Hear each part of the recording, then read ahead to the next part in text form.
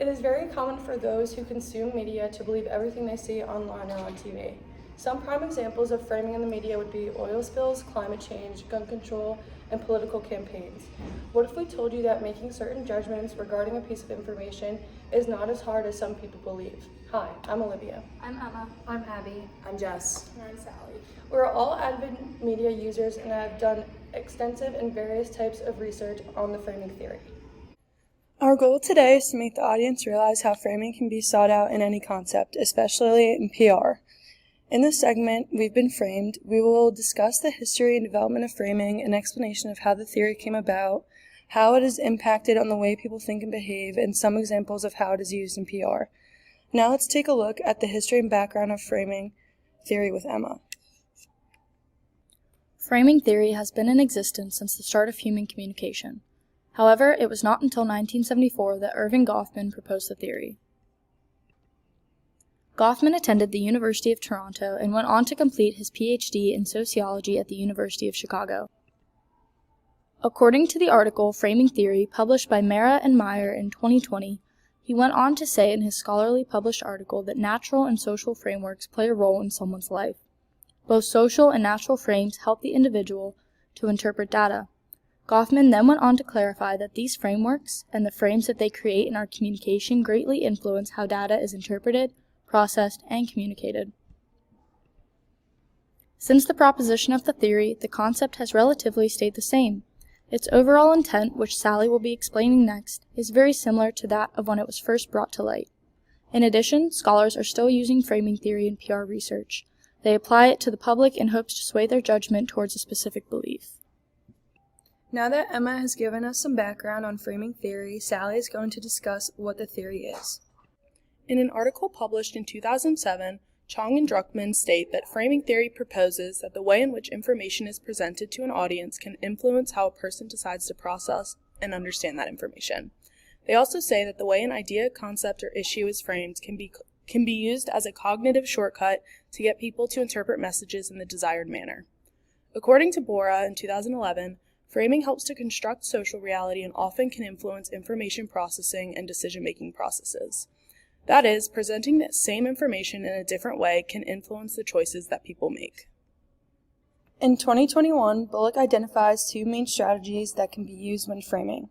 The first strategy is emphasis on framing, which is the difference in type of information that is being presented, and it occurs when certain information is more heavily focused on while other information is excluded. The second strategy is equivalency framing, which is the difference in how the information is being presented. It occurs when information that is logically the same is presented in a different way to alter people's perceptions. In the context of public relations, Hallahan in 1999 identified 7 models of framing that involve the framing of situations, attributes, risks/choices, actions, issues, responsibility, and news.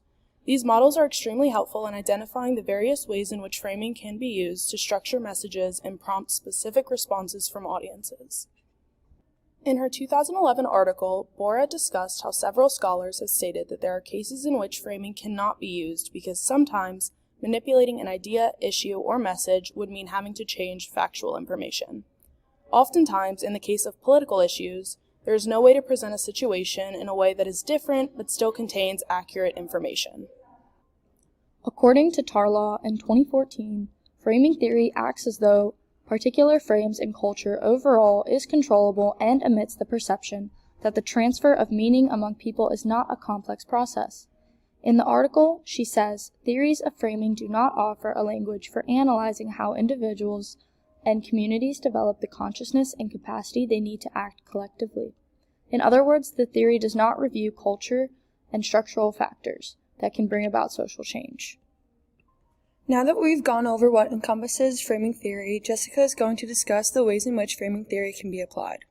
According to Robert Entman in 1993, scholars have applied this theory in a variety of contexts, including political, media, and advertising, and have also made several findings such as framing can affect how people perceive and evaluate an issue, different frames can evoke different emotions and reactions, framing can influence behavior, and framing can be used strategically. Scholars have developed best practices, guidelines, and recommendations for using framing effectively in various contexts. These guidelines are based on empirical research and aim to help individuals and organizations to communicate more effectively. According to Shefeli and Tewksbury, in political communications, scholars have developed guidelines for framing messages to appeal to different voters groups based on their values and beliefs. In health communication, scholars have developed recommendations for framing messages to encourage healthy behaviors, such as emphasizing the immediate benefits of exercise rather than long-term health outcomes. In advertising, scholars have developed best practices for framing products and services to appeal to consumers, such as emphasizing their uniqueness or social status. Finally, Abby is going to review 2 different examples of framing theory. From an article published in 2003, Nicopolo emphasizes how PR practitioners use framing when selling products, and the public tends to react better to how the information is being presented, rather than the content of the information itself. Such as, when buying frozen yogurt, you are most likely to buy the 80% fat-free option instead of the 20% fat, because the first option seems healthier even though they are exactly the same. As a PR practitioner who knows that people are more likely to buy a product that presents information in a better way, you can have an advantage when trying to sell products to the public.